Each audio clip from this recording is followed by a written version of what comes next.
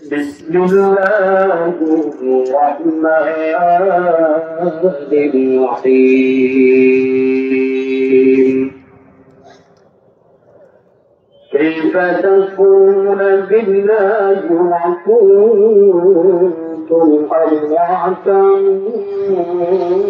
فأحياكم ثم يميتكم ثم يحييكم ثم إليه ترجعون.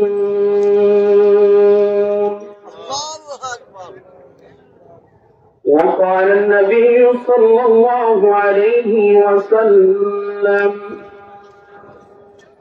إذا قضى الله لعبده 3 দিন ব্যাপী আলতাফুল নিসা খেলার মাঠের আজকের এই প্রথম রজনীতে আমার পাশে বসে রয়েছেন আমার সারে তাজ, দুই পাশে আমার উস্তাদ। উস্তাদদের শুধু দোয়া নেওয়ার জন্য এখানে বসা, ছোট মানুষ আপনাদের দোয়া নেওয়ার জন্য এখানে বসেছি। আল্লাহ তাআলা আমাদের সবাইকে এখানে যাদেরকে কবুল করেছে সবাই শুকরিয়া আদায় করি, বলি আলহামদুলিল্লাহ। সালাম সাইয়্যিদুল মুরসালিন খাতামুন নবিয়্যিন সাইয়্যিদুস সাকালাইন ইমামুল মুরসালিন আফদালুন নবুওয়াত হযরত মুহাম্মদুর রাসূলুল্লাহ সাল্লাল্লাহু আলাইহি ওয়াসাল্লাম। সম্মানিত হাজির, আমি কোরআনুল কারীম থেকে সূরাতুল বাকারা 1 নম্বর পারার 28 নম্বর আয়াতে কারিমা তেলাওয়াত করেছি। এই আয়াতের মাঝখানে মৃত্যু সম্পর্কে 1 মিনিট কথা বলবো ইনশাআল্লাহ। ওয়া মা তাওফীকি ইল্লা বিল্লাহ। আল্লাহ তাআলা পৃথিবীতে আমাদেরকে একটা উদ্দেশ্য নিয়েই প্রেরণ করেছেন। পৃথিবীতে জিন আর মানুষ, এই দুই মাখলুকাতের ইবাদতের জন্য আল্লাহ তাআলা আদেশ করেছেন। এখন এই পৃথিবীর মানুষগুলো এখন আমরা আল্লাহর ইবাদতের পরিবর্তে নাফরমানিটাই বেশি করি, যার কারণে আল্লাহ তাআলা এই নাফরমান বান্দাদেরকে ডেকে ডেকে বলেন, কাইফা তাকফুরুনা বিল্লাহ, কেমন করে তুমি রবের সাথে নাফরমানি করো। ওয়া কুনতুম আমওয়াতা, অথচ তুমি ছিলা মৃত। ফাআহইয়াকুম, আমি আল্লাহ তোমার জীবন দিয়েছি। আমাদেরকে জীবন দিয়েছেন কে বলেন তো? একটু আওয়াজ দিয়ে বলেন।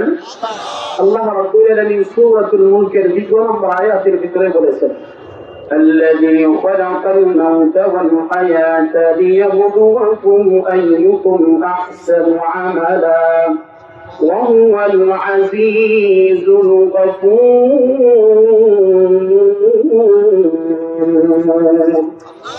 আল্লাহ তাআলা বলেন যে আমি মওতকে সৃষ্টি করেছি, হায়াতকেও সৃষ্টি করেছি, লিয়াবলুকুম আইয়ুকুম আহসানু আমালা, যাতে করে আমি পরীক্ষা করতে পারি যে মানুষের ভিতরে কার আমলটা বড় সুন্দর। সুবহানাল্লাহ।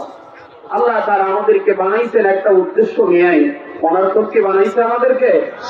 আল্লাহ রাব্বুল আলামিন সূরাতুল মুমিনুনের 115 নম্বর আয়াতের ভিতরে বলেন, আম হাসিবতুম আন তাদখুলুল জান্নাহ, আল্লাহ তাআলা বলেন, হে দুনিয়ার মানুষ, তোমরা কি ধারণা করেছো যে তোমরা এমনিতেই জান্নাতে চলে যাবে? আল্লাহ তাআলা অন্য আয়াতের ভিতরে বলেন, আমি তোমাদেরকে তো অনর্থক বানাই নাই। أفحسبتم أنما خلقناكم عبثا وأنكم إلينا لا ترجعون.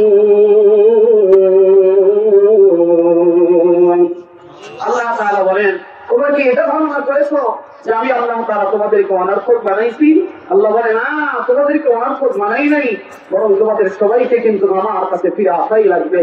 তোমাদেরকে একটা উদ্দেশ্য নিয়েই বানাইছি। সে উদ্দেশ্যটা কি? আল্লাহ রাব্বুল আলামিন সূরাতুজ যারিয়াত আয়াত নম্বর 57 আল্লাহ তাআলা এই আয়াতের ভিতরে বলেন, ওয়ামা খালাকুতুল জিন্না ওয়াল ইনসা ইল্লা লিয়াবুদুন।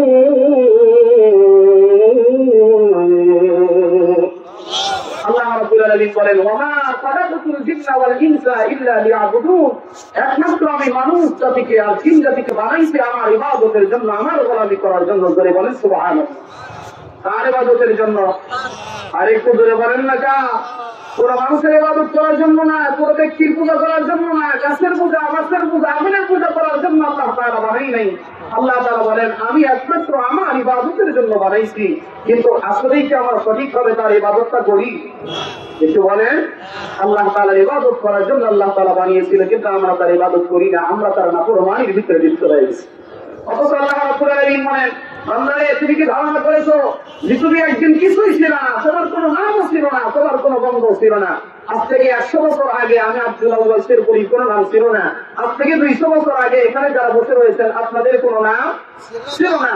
আল্লাহ রাব্বুল আলামিন সূরাতুল তাহরির ভিতরে বলেছেন ওয়াল আতা আলাল ইনসানি হিনুম মিনাদ দাহরি লাম ইয়াকুন শাইআন মাযকুরা। আল্লাহ তাআলা বলেন হাল আতা আলাল ইনসান, হে মানুষ তুমি কি ধারণা করো না যে তোমার উপরে এমন একটা সময় অতিবাহিত হয়ে গেছে, লাম ইয়াকুন শাইআন মাযকুরা, তুমি উল্লেখিত কোন বস্তু ছিল না, আমি আল্লাহ তাআলা তোমাকে দুনিয়াতে প্রেরণ করেছি। কত মানুষ তো দুনিয়াতে আসতে গেলেই মায়ের গর্ভ থেকে মৃত অবস্থায় আছে, কিন্তু আমি আল্লাহ তাআলা তোমাকে মায়া করে দয়া করে কুদরত দিয়ে তোমাকে দুনিয়াতে জীবন দিয়ে পাঠিয়ে দিলাম। কিন্তু তোমার ইবাদত করার কথা ছিল, আজকে তুমি ইবাদত করো না, তুমি আজকে দুনিয়াতে আমি আল্লাহকে ভুলে গেছো।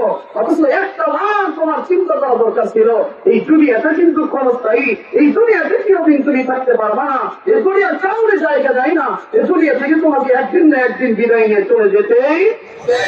সূরাতুল আনকাবুতের 57 নম্বর আয়াতের ভিতরে আল্লাহ তাআলা বলেন কুল্লু নাফসিন যায়িকাতুল মাউত